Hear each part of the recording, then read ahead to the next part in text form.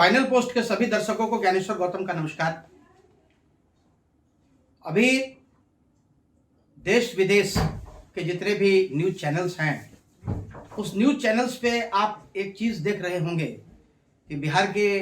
मुख्यमंत्री नीतीश कुमार जी को सभी पलटू राम, दल बदलू, ये तमाम तरह की उपमाओं से संबोधित करते हैं। लेकिन इस मामले में हमारा सोचना थोड़ा डिफरेंट है और मैं अपने दर्शकों से भी आग्रह करूंगा कि कृपया कमेंट करके जरूर बताएंगे कि जो विश्लेषण हमारी तरफ से नीतीश जी का हो रहा है क्या वो सही है। देखिए, राजनीति में कोई भी राजनेता जो राजनीति करता है उसकी कोशिश होती है कि चीजें उसके अनुकूल हों, और हमने 1994 से लेके 2024 तक के नीतीश जी का पूरा जो कार्यकाल है, उस कार्यकाल पे बहुत ही मनोवैज्ञानिक तरीके से हमने जब उसका विश्लेषण किया तो मुझे लगा कि नीतीश जी इस देश के सबसे विजनरी लीडर हैं। विजनरी इन द सेंस कि नीतीश जी ने अब तक राजनीति में जो चाहा उस तरीके से किया। 2005 से 2013 तक बहुत स्मूथ सरकार एनडीए गठबंधन की चली, और मुझे लगता है कि 2005 से लेकर 2010 तक 10 का जो टेन्योर था, उस टेन्योर में बिहार की पूरी तस्वीर बदल गई। सड़कें जो बिल्कुल थी ही नहीं, सड़कों का जाल बिछ गया। बिजली के मामले में बिहार, मतलब जो पहले क्या था कि पहले लोग कहते थे कि साहब बिजली आती थी तो लोग ताली बजा के स्वागत करते थे कि बिजली आ गई। अब बिजली जाती कब है यह पता नहीं चलता है। तो डेवलपमेंट, वो जो टेन्योर था नीतीश जी का, उसमें डेवलपमेंट भी बहुत अच्छा हुआ।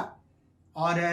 मुझे लगता है कि उस समय 2005 से लेकर 2010 तक में केंद्र में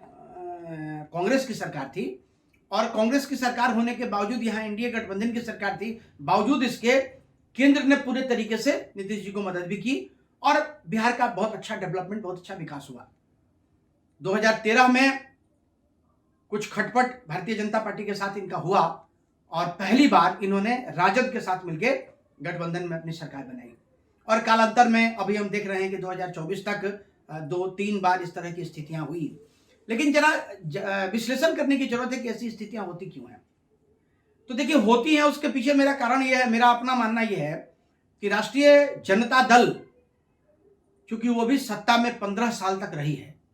और सत्ता में रहने के बाद जो एक लालू परिवार, जिनका कि राष्ट्रीय जनता दल के ऊपर पूरा दबदबा है, और कुल मिला के आप मान के चलिए कि ये पार्टी उन्हीं की पार्टी है, तो नीतिगत जो फैसले होते हैं, नीतिगत फैसले में नीतीश जी और लालू जी, ये लालू परिवार के बीच बहुत सारे मुद्दे ऐसे हैं जिसपे उनका मतैक नहीं हो पाता है। यही वजह है गठबंधन के टूटने का। शुरुआत में कोशिश तो बहुत अच्छी रहती है, पहल लालू जी की तरफ से भी होती है, पहल नीतीश जी की तरफ से भी होती है, लेकिन 2024 में जो नीतीश जी का जो गठबंधन था, इस गठबंधन को तोड़ के उन्होंने फिर से जो भारतीय जनता पार्टी के साथ अपना हाथ मिलाया, उसके पीछे जो मूल कारण मुझे समझ में आता है, वो मूल कारण ये समझ में आता है कि राष्ट्रीय जनता दल की तरफ से फैसले को लेने में बहुत दबाव बन रहा था, और जिसको नीतीश जी पसंद नहीं कर रहे थे। कारण एक ये भी था कि नीतीश जी के साथ जो पिछली बार गठबंधन उन्होंने तोड़ा था करीब 1.5 साल 2 साल पहले, तो उस समय भारतीय जनता पार्टी और इनके बीच में तल्खी बहुत बढ़ गई थी, और उस तल्खी के बीच में जो प्रपोजल्स भारतीय जनता पार्टी की तरफ से आए, उसमें जैसे चर्चा ये होती थी कि विधानसभा को भंग कर दिया जाएगा, विधानसभा और लोकसभा का चुनाव एक साथ होगा, और नीतीश जी केंद्र की राजनीति में जाएंगे, और यहाँ पे भारतीय जनता पार्टी का मुख्यमंत्री बनेगा। तो इन तमाम कयासों को धत्ता बताते हुए नीतीश जी ने एक बार फिर सिद्ध कर दिया कि जो वो चाहते हैं वही होता है, और बड़े ही स्मूथ तरीके से उन्होंने सरकार बना ली। आगामी 5 फरवरी को मंत्रिमंडल का विकास होना है। और एक और चीज जो जानकारी हम लोगों को मिल रही है कि नीतीश जी ने बहुत ही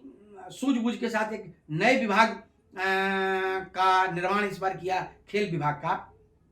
जिसकी बहुत आवश्यकता थी, क्योंकि बिहार के खिलाड़ियों के साथ हमेशा नाइंसाफी हो जाती थी। तो खेल विभाग अलग बना है और बहुत उम्मीद है कि डॉक्टर संजीव जो परबत्ता के विधायक हैं, हो सकता है कि उनको खेल मंत्रालय दिया जाए, क्योंकि अभी नीतीश जी के ये एनडीए गठबंधन की जो सरकार है उसमें